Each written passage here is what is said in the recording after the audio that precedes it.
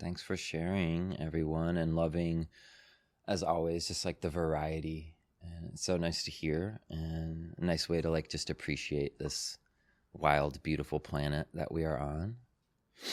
And we're going to meditate for about 15 minutes or so. And in particular, there's a kind of like an ancient Buddhist tradition of meditating on the four elements. So part of mindfulness of the body is a way of reflecting on kind of an an Indian, you could say like ancient science, that everything is made up of four elements, which a lot of people mentioned: earth, water, fire, and wind. And so what we're going to be doing is kind of like turning towards some of those processes like in the body. So yeah, finding any way to sit that feels good for you. Really just comfortable. This is relaxed.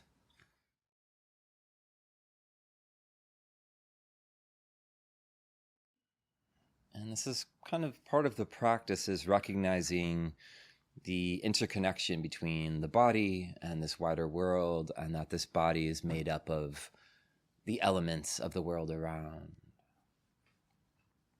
You can close your eyes if that feels good, or you can just rest your gaze on the floor. And we could start with a few longer, slower, deeper breaths just to help the mind and the body arrive together.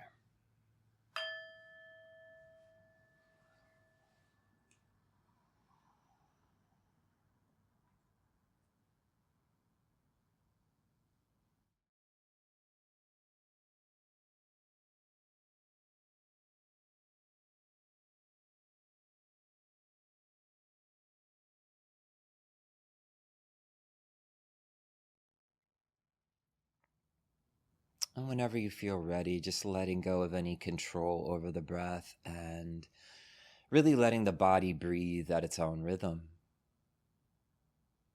You can already notice the wind element in each breath.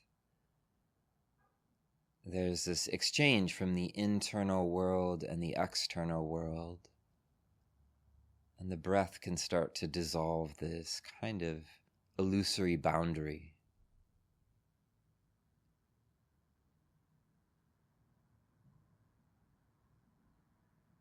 Noticing the full length of the inhalation and the exhalation.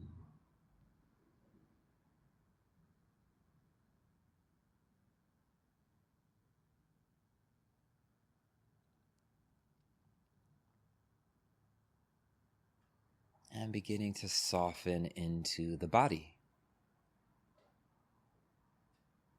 This body which has been with us from the very first day on this planet, carries all of the joy, the sorrow. So just tuning into this precious human body and softening, relaxing the muscles of the face and the eyes.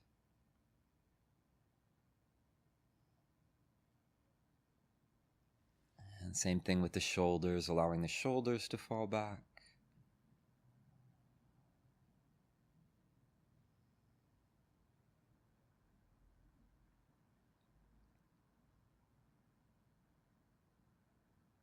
Softening the chest and the belly and the stomach.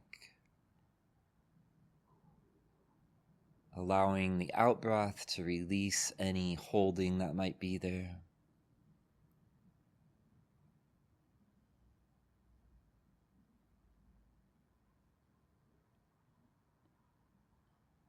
And scanning downwards to the connection with the cushion and the mat. And feeling the connection to the ground, the earth. Even the cushions or the chairs that we're sitting on, still made from the earth.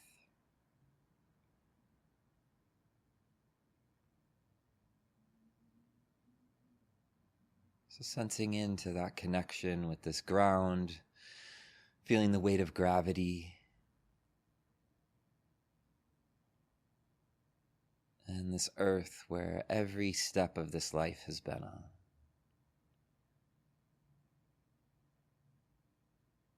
Unless you've walked on other planets, of course.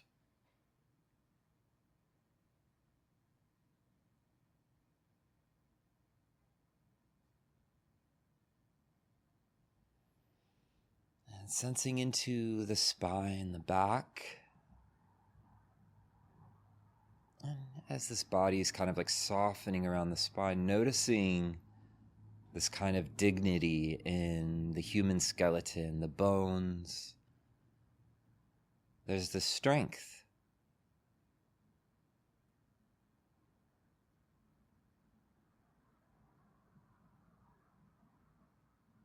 Same elements that make up the mountains, the caves, are here in these bones.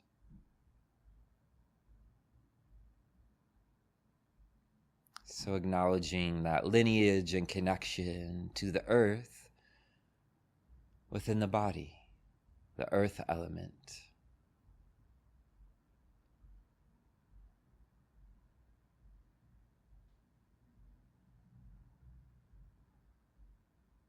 Can even visualize this body being like a mountain, like an immovable mountain.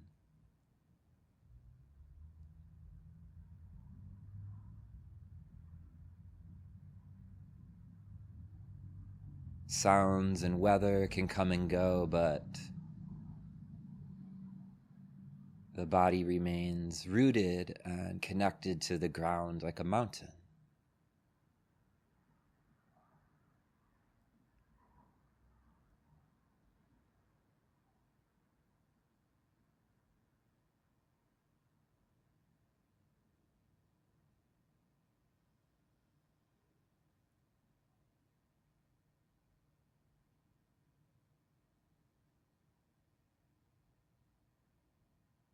And then finding kind of a global awareness of the body, almost like awareness of the skin, the entire external of the body.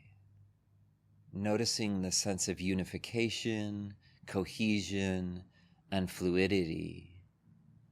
And the water element, which keeps this body both fluid and also cohesive, unified. I think they say something like 60% of the human body is made up of water.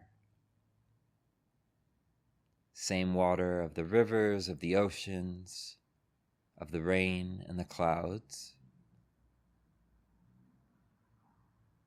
is here within the body right now.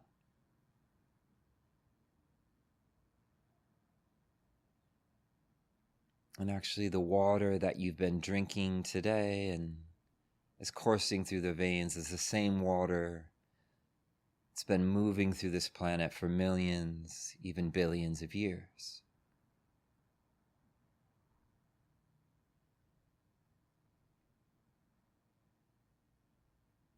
Again, connecting to this ancient lineage of the water element.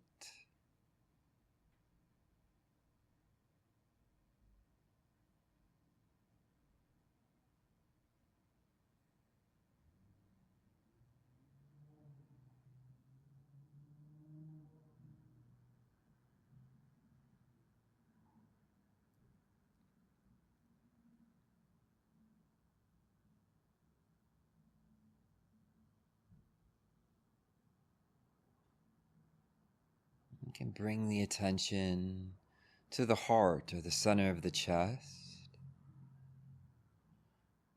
You can even put a hand there if you'd like. It's the center of the warmth, the fire element of the body, or the digestive power of the body is in the belly and the stomach. So at this core of the human body, there's this capacity to regulate temperature. This is the source of the fire of all the emotions. And there is no warmth of this body without the warmth of the sun. There's no planet Earth without the sun.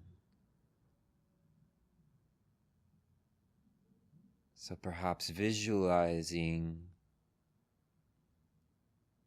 This bright, brilliant sun here in the heart.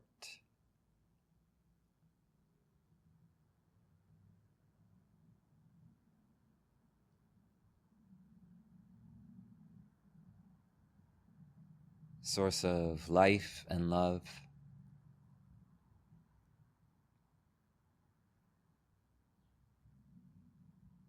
And again, a connection to something ancient and much greater.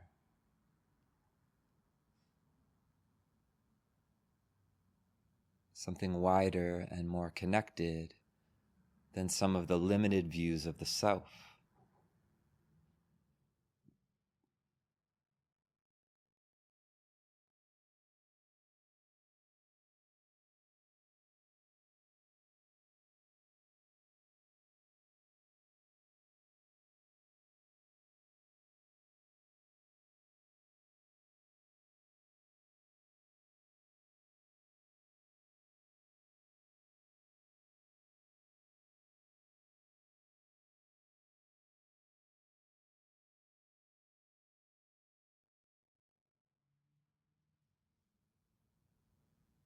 Connecting to the breath. Coming back to where we started.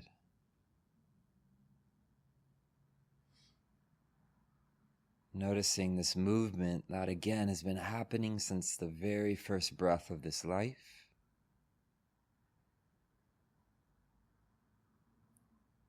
All the way up into this present moment. And so many generations before. Simply breathing.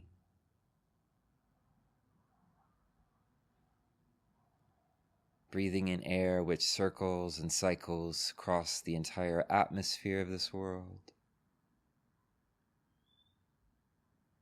The great winds of the jet stream, the winds of the forests and the canyons. Same wind of this breath.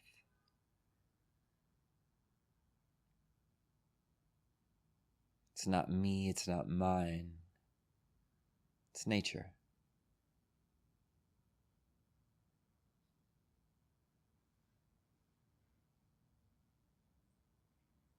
This is the teachings of the Buddha.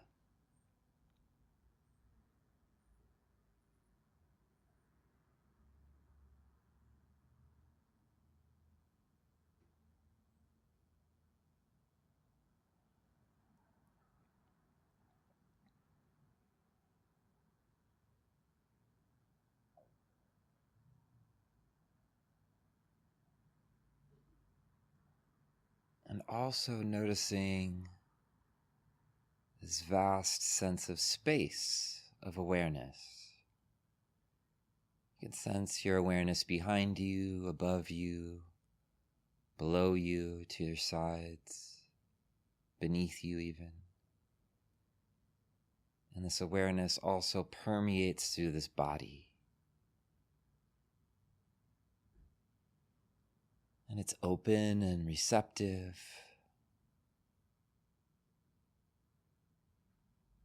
There's this deep non-doing quality where the mind can find rest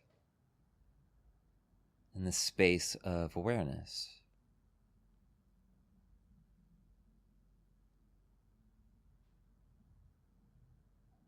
One of the great illusions of being in a human body is that at the atomic level, 99.9% of what seems to be here is actually just space.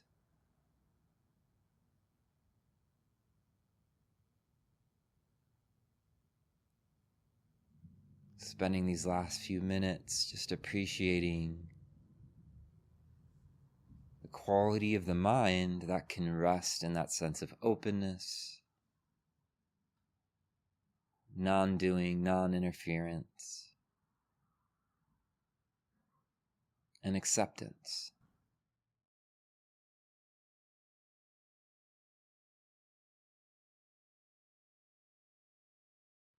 This is the same space which extends in all directions, and it's boundless.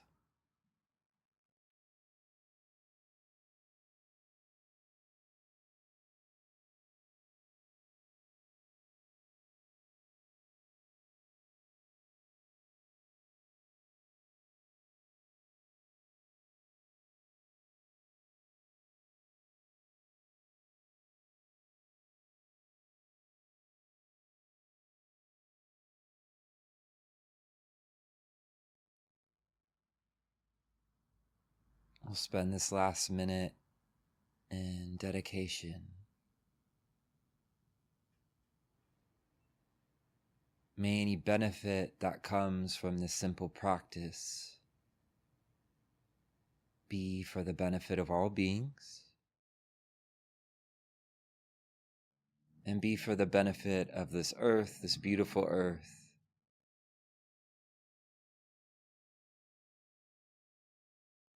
with which we are all deeply intertwined.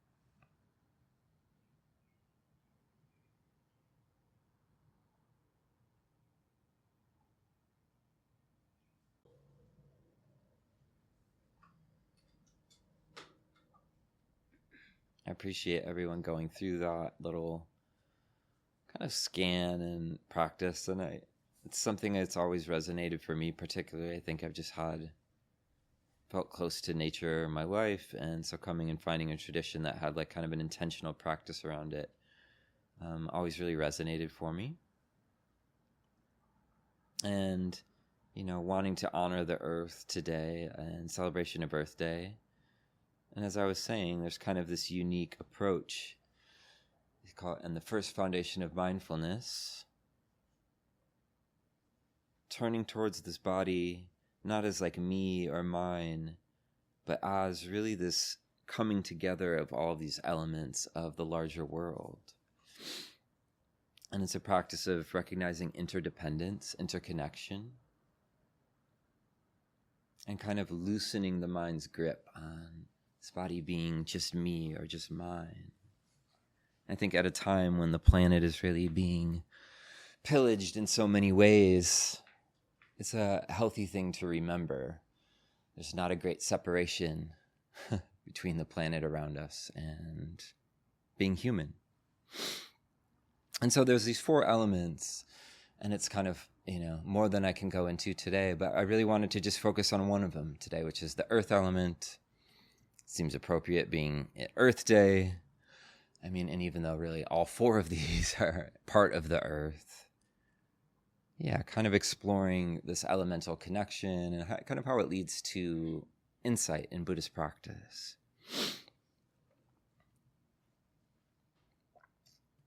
So I did some homework, and I wanted to start by just sharing some fun, nerdy science facts.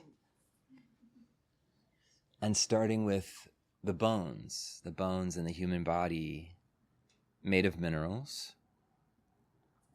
So the bones, teeth, nails are rich in calcium, phosphorus, magnesium, trace minerals. Many of you probably know that.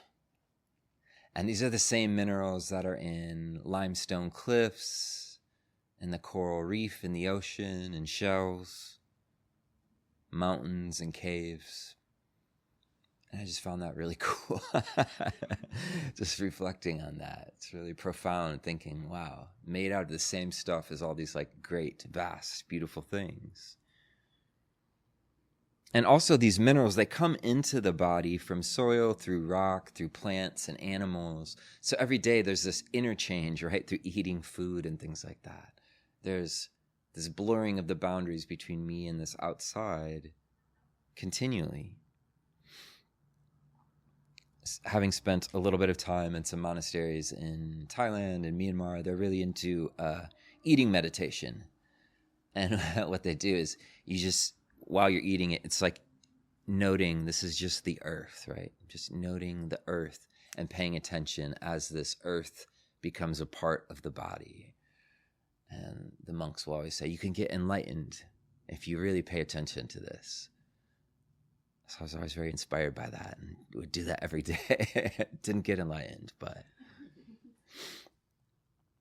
And then carbon and organic matter too. So the body is composed largely of carbon-based molecules, and this is the element that forms the backbone of life on this planet. Again, so trees, plants, mushrooms, microbes, all the animals, insects, rich in the soil is carbon, one of the most common molecules on this earth. And so the carbon in human cells once flowed through trees, it's been exhaled as breath, cycled through compost. And kind of looking at this body as a process of this wider ongoing flow of nature. The great Vietnamese teacher Thich Nhat Hanh said, "We are earth walking on earth."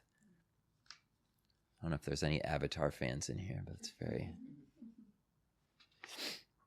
So the first foundation of mindfulness of the body, a big part of that is really deepening mindfulness into the body and the breath, really immersing the mind into the body, which provides stability and helps the mind find some degree of calm, stabilizes the mind a bit.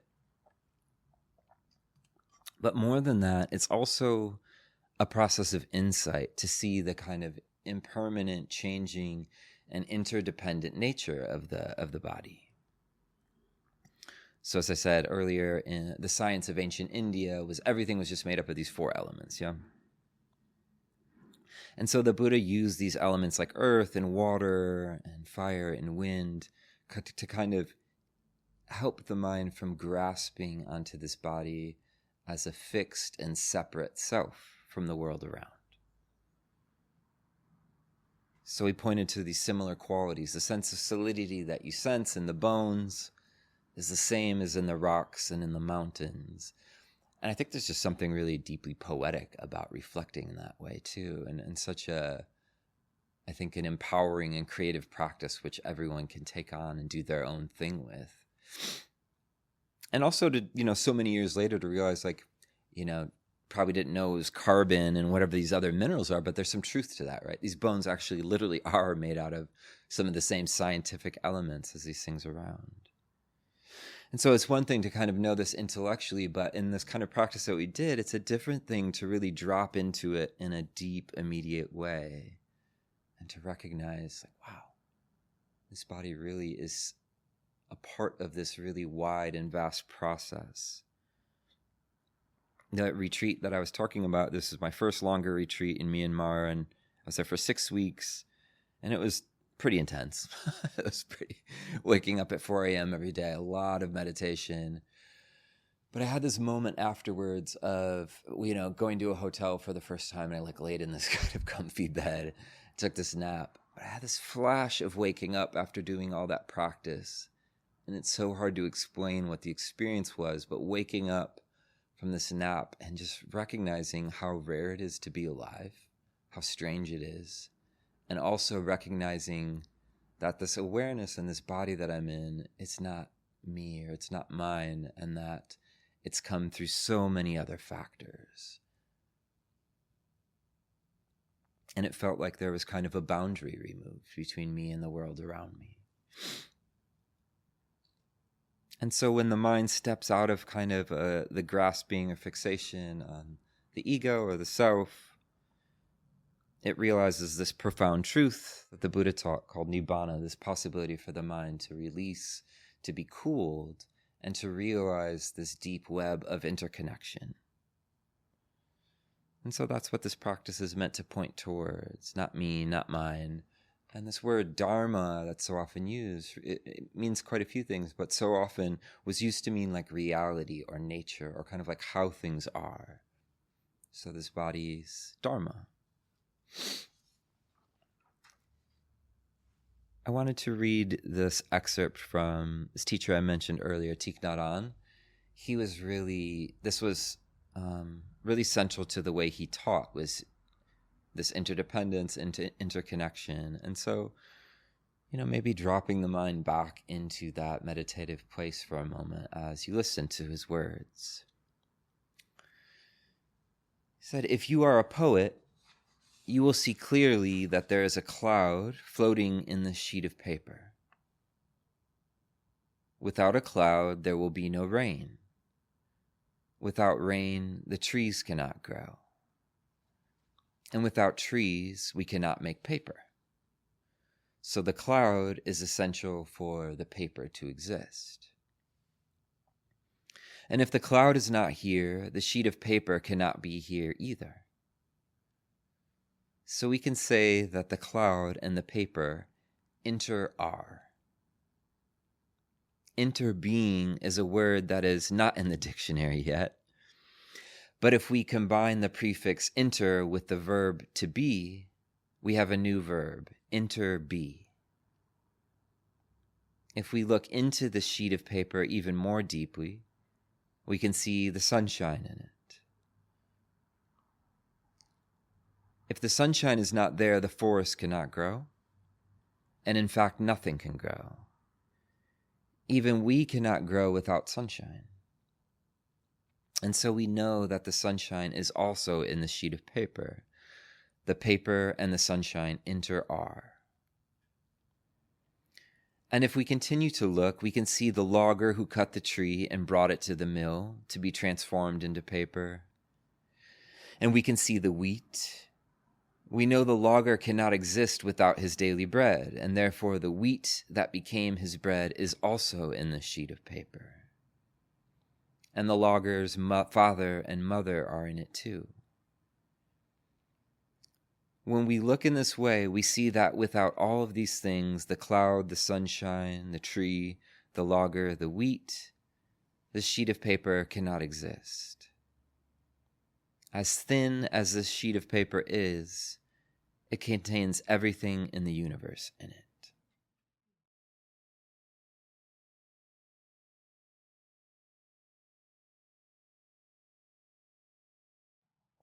Thich Nhat Hanh passed away last year, 2 years ago, but I think one of the greatest living teachers of our time, was deeply allied with Martin Luther King Jr., was an activist, and just really a beautiful, beautiful human being. So if anything else can come out of this, I really encourage you to, he has thousands of hours of talks and teachings and some really, really great books out there as well.